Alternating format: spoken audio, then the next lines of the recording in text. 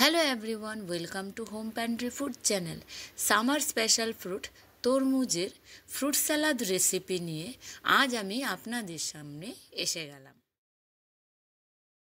আর fruit salad বানানোর জন্য প্রথমে আমরা একটা কাস্টার্ড মিক্সচার বানিয়ে নেব, এবং কাস্টার্ড বানানোর জন্য একটা কড়াইতে আমি 1 কাপ দুধ ঢেলে নেব এবং তাতে হাফ কাপ চিনি অ্যাড করে দেব একটু বয়েলের জন্য রেখে।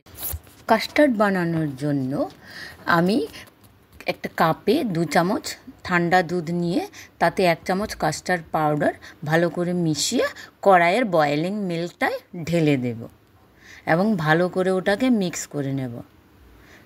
এবং দেখুন ধীরে ধীরে দুধটা গাঢ়া হতে থাকবে মিক্সচারটা, তখন একটু বয়েল হয়ে গেলে আমরা ওটাকে নেড়ে চেড়ে নামিয়ে নেব। আর দেখুন দুধটা একদম পিঙ্ক কালার হয়ে গেছে পুরো, কারণ আমার স্ট্রবেরি। এবার কাস্টার্ডটাকে আমরা একটা বাটিতে ঢেলে একটু ঠান্ডা করে তারপর ওটাকে ফ্রিজে কয়েক ঘন্টার জন্য রেখে দেওয়া।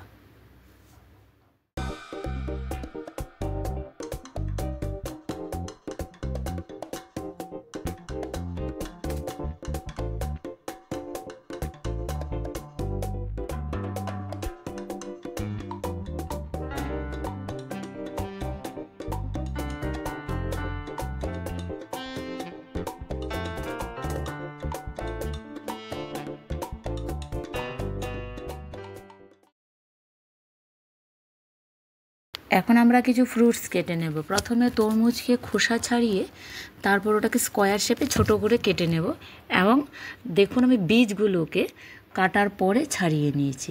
এখন একটা বেদানা নিয়ে ওটাকে ছাড়িয়ে নেব।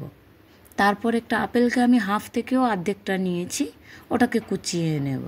এবং এখন একটা বাউলে সবগুলো ফ্রুটকে একসঙ্গে মিশিয়ে নেব। তারপর তাতে আমি কিছু ড্রাই ফ্রুটসও অ্যাড করেছি। ড্রাই ফ্রুটসের মধ্যে আছে কাজু, তারপর কিশমিশ এবং খেজুর। আপনারা চাইলে যে কোনো ফ্রুটস নিতে পারেন, ইচ্ছামতো আরও অনেক ফ্রুট ওটাতে অ্যাড করতে পারেন।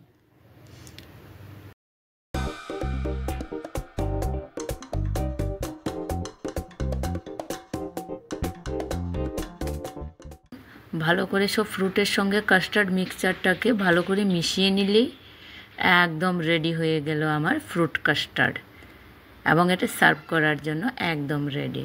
আর এটা খুবই হেলদি হয়, গরমের জিনিস জন্য শরীর খেতে খুবই হেলদি এবং শরীর ঠান্ডা রাখে। আর আপনারা এটা ট্রাই করুন এবং আমাকে জানাবেন কমেন্টে আপনাদের কেমন লাগলো রেসিপিটা। আর যদি ভালো লাগে তাহলে একটা সাবস্ক্রাইব, লাইক অ্যান্ড শেয়ার করতে ভুলবেন না যেন।